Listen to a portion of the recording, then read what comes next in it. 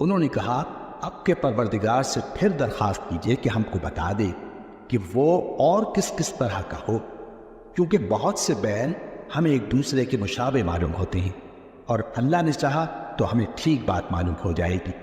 موسیٰ نے کہا کہ اللہ فرماتا ہے کہ وہ بیل کام میں لگا ہوا نہ ہو، نہ تو زمین جوتتا ہو اور نہ کھیتی کو پانی دیتا ہو، بے عیب ہو، اس میں کسی طرح کا داغ نہ ہو۔ کہنے لگے اب تم نے سب باتیں درست بتا دی۔ غرض بڑی مشکل سے انہوں نے اس بیل کو ذبح کیا، جبکہ وہ ایسا کرنے والے لگتے نہ تھے، اور جب تم نے ایک شخص کو قتل کیا تو اس میں باہم جھگڑنے لگے، حالانکہ جو بات تم چھپا رہے تھے اللہ اس کو ظاہر کرنے والا تھا۔ چنانچہ ہم نے کہا کہ اس بیل کا کوئی سا ٹکڑا مقتول کو مارو، اس طرح اللہ مردوں کو زندہ کرتا ہے اور تم کو اپنی قدرت کی نشانیاں دکھاتا ہے تاکہ تم سمجھو۔ پھر اس کے بعد تمہارے دل سخت ہو گئے، گویا وہ پتھر ہیں یا ان سے بھی زیادہ سخت، اور پتھر تو بعضے ایسے ہوتے ہیں کہ ان میں سے چشمے پھوٹ نکلتے ہیں، اور بعضے ایسے ہوتے ہیں کہ پھٹ جاتے ہیں اور ان میں سے پانی نکلنے لگتا ہے، اور بعضے ایسے ہوتے ہیں کہ اللہ کے خوف سے گر پڑتے ہیں،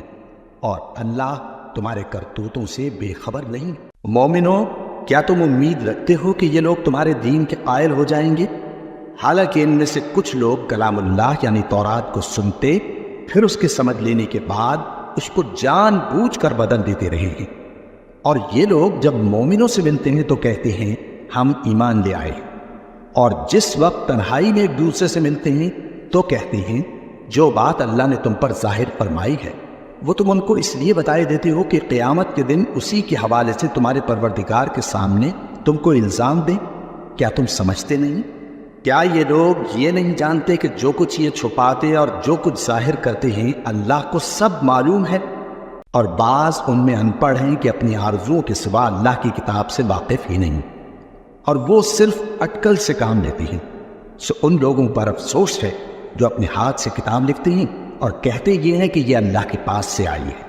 تاکہ اس کی عوض تھوڑی سی قیمت یعنی دنیاوی منفعت حاصل کریں۔ سو ان پر افسوس ہے اس لیے کہ بے اصل باتیں اپنے ہاتھ سے لکھتے ہیں، اور پھر ان پر افسوس ہے اس لیے کہ ایسے کام کرتے ہیں۔